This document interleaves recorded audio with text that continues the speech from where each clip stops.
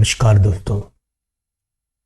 Representative democracy यानी प्रतिनिधियों के माध्यम से संचालित लोकतंत्र बिना राजनीतिक दलों के संभव नहीं है और दुनिया की ज़्यादातर डेमोक्रेसीज इसी तरह से पॉलिटिकल पार्टी से ही चलती हैं। भारत में भी हम यही प्रोसेस देखते हैं। पॉलिटिकल पार्टीज अलग अलग विचारधारा, आइडियोलॉजीज और वैल्यू के आधार पर गठित होती हैं और उन्हीं आधारों पर संचालित होती है। अब यह हो सकता है कि उनके कुछ छुपे हुए एजेंडे हों, फिर भी लेजिटिमेसी या वैधता और स्वीकार्यता के लिए उन्हें ऐसा दर्शाना जरूरी होता है। कुछ भी हो, किंतु हर राजनीतिक दल का अल्टीमेट जो ऑब्जेक्टिव होता है वो होता है सत्ता को प्राप्त करना, और सत्ता प्राप्ति के लिए आम चुनाव में बहुमत जुटाना अनिवार्य होता है। चुनाव में एक राष्ट्रीय या राज्य स्तर की पार्टी के नाम के साथ चुनाव में उतरना निश्चित रूप से एक पॉलिटिकल पार्टी को एक एक्स्ट्रा वेटेज या एक एक्स्ट्रा माइलेज जिसको हम कह सकते हैं, या एक बड़ी छवि या एक दमदार दावेदार के रूप में प्रस्तुत करता है। अब राष्ट्रीय या राज्य स्तरीय पार्टी का दर्जा बिना इलेक्शन कमीशन में रजिस्टर्ड हुए नहीं मिल सकता। तो आज के इस वीडियो में हम पॉलिटिकल पार्टीज के इलेक्शन कमीशन में रजिस्ट्रेशन की जो प्रोसेस है और उस रजिस्ट्रेशन के क्या फायदे हैं उस पर हम बात करेंगे। तो शुरू करते हैं। देखिए, भारत में राजनीतिक दलों का इलेक्शन कमीशन में यानी कि चुनाव आयोग में रजिस्ट्रेशन अनिवार्य नहीं है। फिर भी जन प्रतिनिधित्व अधिनियम 1951 के प्रावधानों के लाभ एक राजनीतिक दल के रूप में रजिस्ट्रेशन से ही प्राप्त हो सकते हैं। तो आइए राजनीतिक दल के रूप में रजिस्ट्रेशन की क्या प्रक्रिया है उसको हम देखने की कोशिश करेंगे, उसको समझने की कोशिश करेंगे। कोई भी दल जो एक राजनीतिक दल के रूप में निर्वाचन आयोग में रजिस्टर्ड होना चाहता है उसे सबसे पहले इस आशय का इलेक्शन कमीशन ऑफ इंडिया द्वारा निर्धारित एक फॉर्मेट है, एक प्रपत्र है, उसमें अपनी स्थापना के 30 दिनों के भीतर आवेदन देना होता है।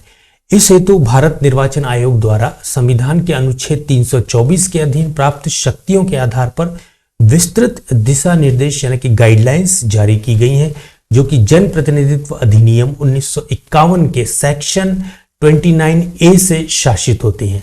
अब देखिए, इलेक्शन कमीशन ऑफ इंडिया के दिशा निर्देशों के अनुसार आवेदक दल को आयोग में आवेदन के पश्चात अपनी जो प्रपोज्ड पार्टी है, जो पार्टी वो बनाना चाह रहे हैं, उसका नाम, उसके पदाधिकारियों का नाम एवं पते दर्शाता हुआ एक विज्ञापन 2 राष्ट्रीय और 2 स्थानीय यानी कि लोकल न्यूज़पेपर में पब्लिश करना जरूरी होता है।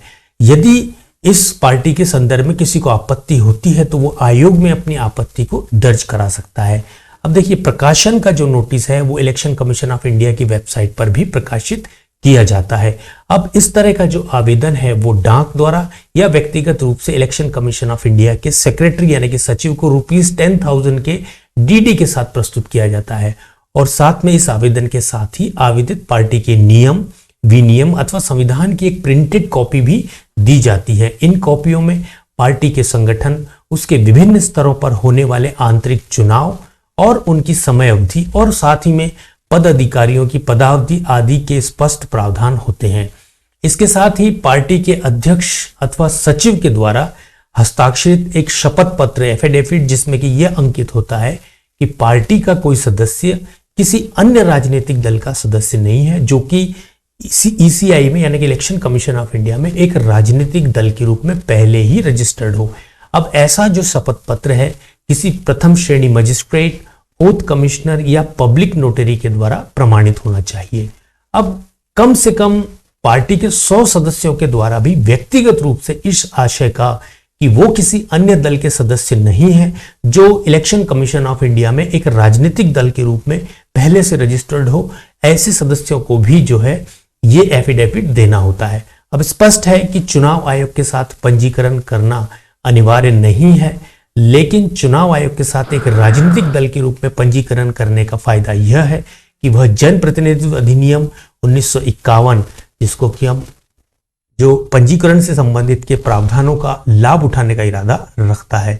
राजनीतिक दलों के चुनाव आयोग के साथ पंजीकरण करना क्यों महत्वपूर्ण है, आइए अब इस चीज को देखने की कोशिश करते हैं कि आखिर इलेक्शन कमीशन के साथ में कोई पॉलिटिकल पार्टी रजिस्टर्ड होती है तो उसके क्या फायदे हैं। तो किसी भी राजनीतिक दल द्वारा इसका पहला फायदा है कि खड़े किए गए जो उम्मीदवार होते हैं उनको विशुद्ध रूप से स्वतंत्र उम्मीदवारों की तुलना में मुक्त प्रतीक यानी कि फ्री सिंबल्स होते हैं, उनके आवंटन के मामले में प्रेफरेंस मिलती है, वरीयता मिलती है।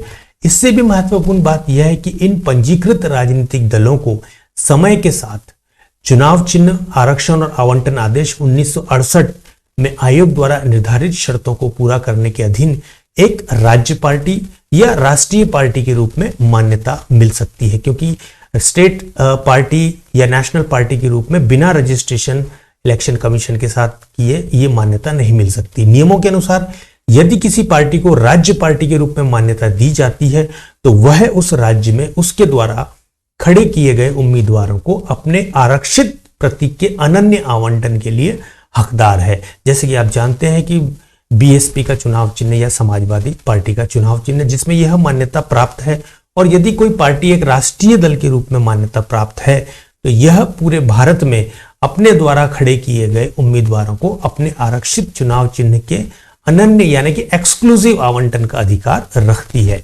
मान्यता प्राप्त राज्य और राष्ट्रीय दलों को नामांकन दाखिल करने के लिए केवल एक प्रस्तावक की आवश्यकता होती है और आम चुनाव के दौरान मुफ्त में उनको 2 सेट मतदाता सूची के और राज्य के स्वामित्व वाली आकाशवाणी, दूरदर्शन पर प्रसारण की सुविधाओं के हक भी प्राप्त होते हैं।